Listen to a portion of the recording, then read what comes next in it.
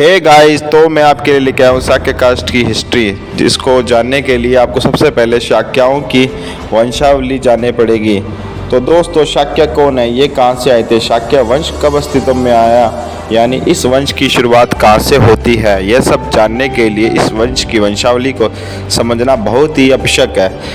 दोस्तों, भगवान ब्रह्मा ने इस सृष्टि की रचना की थी। मानव जाति की रचना के लिए भगवान ब्रह्मा ने कई मनुओं की रचना की थी। इनमें मनुओं में प्रथम मनु स्वयंभू मनु है, जिसके साथ प्रथम स्त्री शतरूपा थी।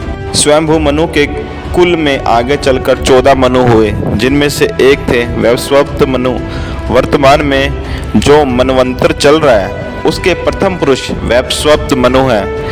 यही वो वैवस्वत मनु है जिनके 10 पुत्र हुए, जिनमें से एक पुत्र का नाम था इक्ष्वाकु। इन्हीं से शुरू हुआ था इक्ष्वाकु वंश का। तो दोस्तों, अब मैं आपको इक्ष्वाकु वंश के बारे में बताऊंगा। राजा भागीरथी इसी इक्ष्वाकु वंश से थे, जो गंगा को स्वर्ग से उतार कर धरती पर लाए थे। राजा सागर और भगवान राम भी इक्ष्वाकु वंश से ही थे। वैवस्वत मनु के 10 पुत्रों का नाम इल, इक्ष्वाकु, कुशनाम, अरिष्ट, दृष्ट, नारिष्यंत, करुष, महाबली, शराती, प्रसिद्ध। इन 10 पुत्रों में इक्ष्वाकु के कुल का मुख्य रूप से विस्तार हुआ। इक्ष्वाकु वंश की संपूर्ण वंशावली की जानकारी हम यहीं देख सकते हैं। इक्ष्वाकु से इक्ष्वाकु वंश की शुरुआत हुई। इक्ष्वाकु के 100 पुत्र थे। इनमें मुख्य 3 थे, बिकुक्षी, निभि, दंड।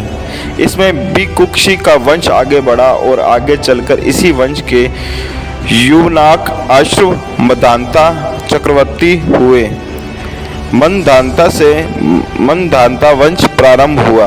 तो दोस्तों, अब मैं आपको मंधांता वंश के बारे में बताता हूँ। मंधांता ने बिंदुमती से विवाह किया, जो शतबिंदु की पुत्री थी। मंधांता के 3 पुत्र और 50 पुत्रियां हुईं। इसके 3 पुत्र पुरुकुत्स, अम्बरीश और मुचकुंद थे। इसी वंश में राजा सागर हुए, जिनकी 2 पत्नियां थीं, कश्यप की पुत्री सुमिति तथा विदर्भ राज की पुत्री केशनी। राजा सागर की पहली पत्नी सुमिति से 60,000 पुत्र हुए, जो कपिल मुनि के श्राप से भस्म हो गए थे, तथा दूसरी पत्नी केशनी से असमंजस हुआ, जो बड़ा ही दुराचारी था। असमंजस से अंशुमन हुआ, अंशुमन से दलीप तथा दलीप से भागीरथी हुए, जो गंगा नदी को स्वर्ग से पृथ्वी पर लाए थे। इस वंश के दृग्बाहु से रघु नामक पुत्र हुआ। इन्हीं से रघुकुल का आरंभ हुआ तथा इसके वंश रघुवंशी कहलाए। रघु से अज, अज से दशरथ, दशरथ से श्री रामचंद्र, लक्ष्मण, भरत तथा शत्रुघ्न नाम के पुत्र हुए। अब आप बात करेंगे रघुवंश की।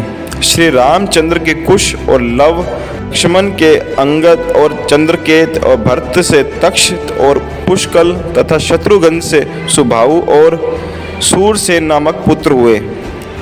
आगे बात करते हैं हम कुश वंश की।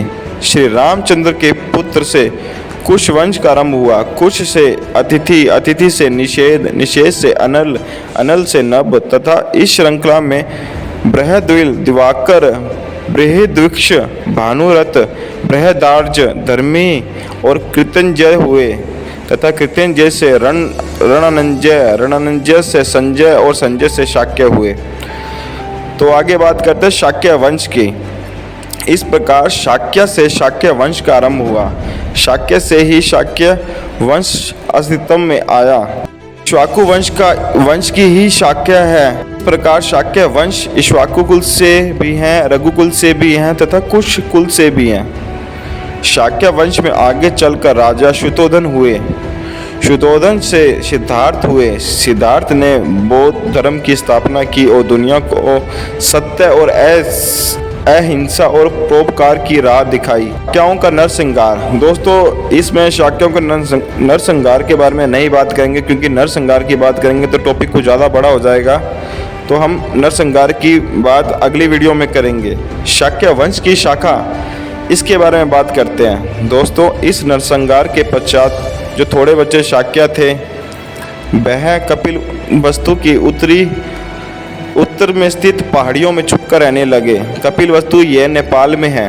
पहले ये भारत का ही हिस्सा था, पर अब ये नेपाल बन चुका है।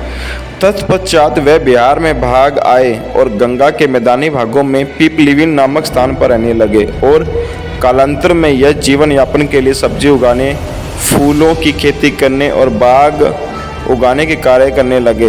इस नरसंहार में शाक्यों को झकझोर कर रख दिया। उनके जीवन की दशा और दिशा दोनों बदल गई।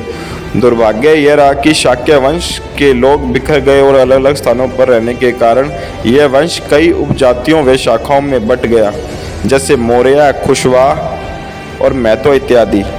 पीपलिविन में मोरों के आधिक्य के कारण यहाँ पर रहने वाले शाक्यों को मौर्य कहा जाने लगा। मौर्य वंश में चंद्रगुप्त मौर्य और अशोक जैसे महान सम्राट हुए, जिन्होंने अखंड भारत का निर्माण किया। वर्तमान भारत में शाक्यों की स्थिति क्या है, इस बारे में बात करते हैं। दोस्तों, शाक्य वंश में जन्मे महात्मा बुद्ध की शिक्षाओं ने पूरे विश्व को शांति और अमन का संदेश दिया। शाक्यों की दूसरी और उपशाखा मौर्य वंश ने अखंड भारत का निर्माण किया और भारत के वैश्विक पहचान दिलाई। बड़ी व्यथा की बात है दोस्तों, इन सब के बावजूद आज हम अपने ही देश में भारत में महात्मा बुद्ध व इनके वंशजों की पहचान खतरे में है, इनका अस्तित्व खतरे में है, जबकि नेपाल, बांग्लादेश, बर्मा, श्रीलंका और तिब्बत जैसे देशों में इनका सम्मानजनक स्थान है। तो दोस्तों, तो आपको अगर ये वीडियो अगर कुछ अच्छी लगी, नॉलेजेबल लगी, तो आप इस वीडियो को ज़रूर लाइक करें एंड सब्सक्राइब करें और इसी तरह ही आपके लिए हम रोचक तथ्यों पर वीडियो लाते रहेंगे। तो सी यू नेक्स्ट वीडियो।